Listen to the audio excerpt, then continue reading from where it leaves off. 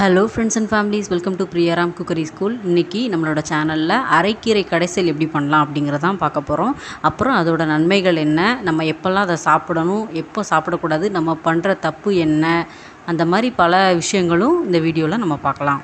வாங்க வீடியோக்குள்ளே போகலாம். இப்போ தேவையான பொருட்கள் என்னென்னு ஃபஸ்ட்டு பார்த்துடலாம். இப்போ இந்த அரைக்கீரை கடைசலுக்கு தேவையான பொருட்கள் என்னென்னு பார்த்துடலாமா?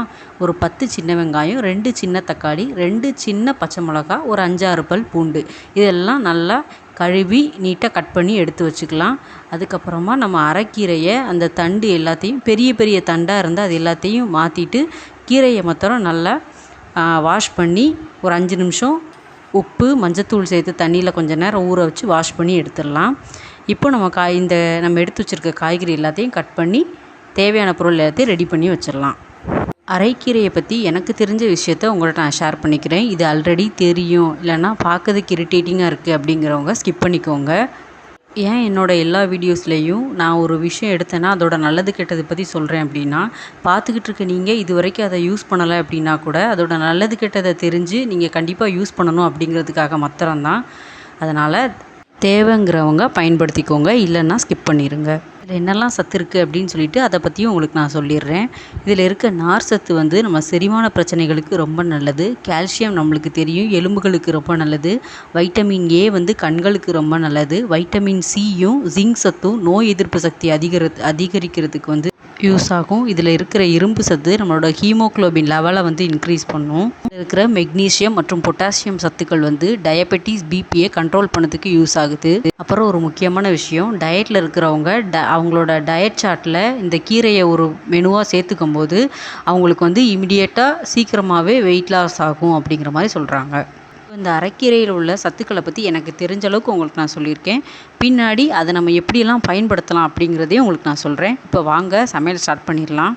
இப்போ ஆல்ரெடி நம்ம கழுவி கட் பண்ணி வச்சுக்கிற கீரை அதில் சேர்த்துடலாம். அப்புறம் நம்ம வெங்காயம், தக்காளி, பூண்டு, பச்சை மிளகாய், ஒரு ஸ்பூன் ஜீரகம், தேவையான அளவு உப்பு, இது எல்லாமே சேர்த்து ஒரு கிளாஸ் தண்ணி, அதிகமாக தண்ணி சேர்க்க வேண்டாம். ஏன்னா இதை நம்ம குக் ஆனதுக்கப்புறம் வடிகட்டிடுவோம். அதனால் தண்ணி அதிகமாக சேர்க்க வேண்டாம். ஒரு கிளாஸ் அந்த இலை முங்குற அளவுக்கு மாத்திரம் சேர்த்தா போதும். சேர்த்து ஒரு 3லேருந்து 4 விசில் குக்கரில் வச்சு எடுத்துருங்க. ரொம்ப சூப்பராக குக் ஆயிரும். சிம்மில் வச்சே ஒரு 3லேருந்து 4 விசில் வைங்க. அப்போ தான் கீரை நல்லா வேகும்.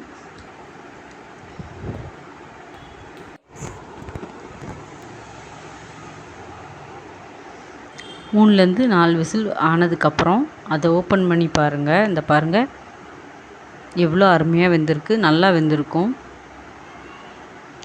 4 விசில் வச்சுருந்தேன் நான், நல்லா குக் ஆகிருந்தது. இந்த அளவுக்கு வந்ததுக்கப்புறம் அதில் தண்ணி ஆல்ரெடி லைட்டாக இருக்கும். அந்த தண்ணியை இருத்துட்டு நீங்கள் இதை கொஞ்சம் நேரம் ஆற விடுங்க. ஆற விட்டுட்டு தண்ணியை இருத்துட்டு மிக்ஸி ஜாரில் போட்டு அரைச்சிடலாம். ஆற விடுங்க, ஆற விடாமல் அரைச்சிடாதீங்க. அரைக்கும்போது நல்லா மையாக அரைக்கணும். அப்போ தான் இது நம்ம சாப்பிட்றதுக்கு நல்லாயிருக்கும். அந்த திப்பி எதுவுமே இல்லாமல் நல்லா மையாக அரைச்சி எடுத்துக்கோங்க. இந்த பாருங்கள், இந்த அளவுக்கு அரைச்சிருங்க. நல்லா மையாக அரைஞ்சிருக்கு.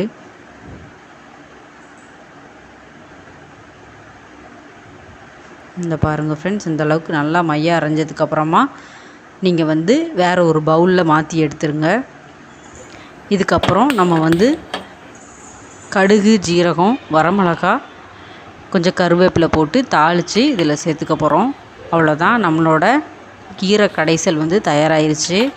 நீங்கள் தாளிக்கும் போது தேங்காய் எண்ணெய் சேர்த்து தாளிங்க. அது ஒரு தனி ஃப்ளேவர் கொடுக்கும். கண்டிப்பாக தேங்காய் எண்ணெய் சேர்த்து பாருங்கள், அது நல்லாயிருக்கும்.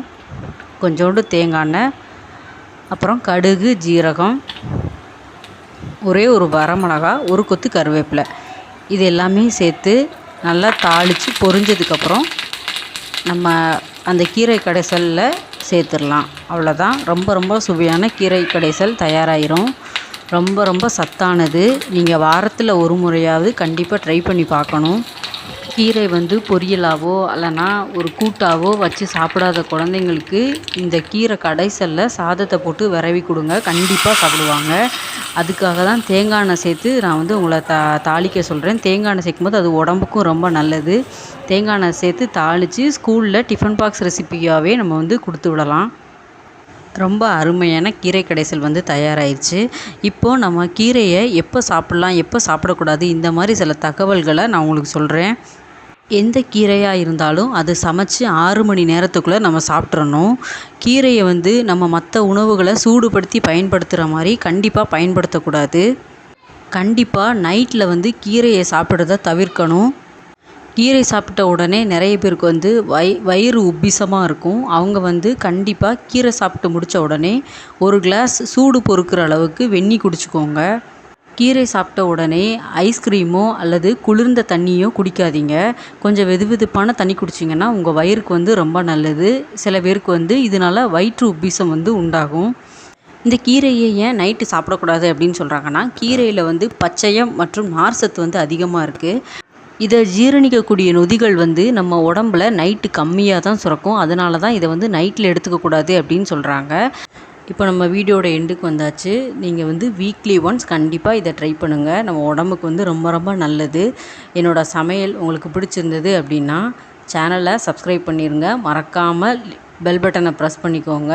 அப்போ தான் நான் போடுற எல்லா வீடியோஸும் உங்களுக்கு வந்து நோட்டிஃபிகேஷனில் வரும். வீடியோ பிடிச்சிருந்ததுன்னா லைக் பண்ணி, ஷேர் பண்ணி, சப்ஸ்கிரைப் பண்ணுங்கள். தேங்க்யூ ஃபார் வாட்சிங். நெக்ஸ்ட் வீடியோவில் மீட் பண்ணலாம். Bye friends.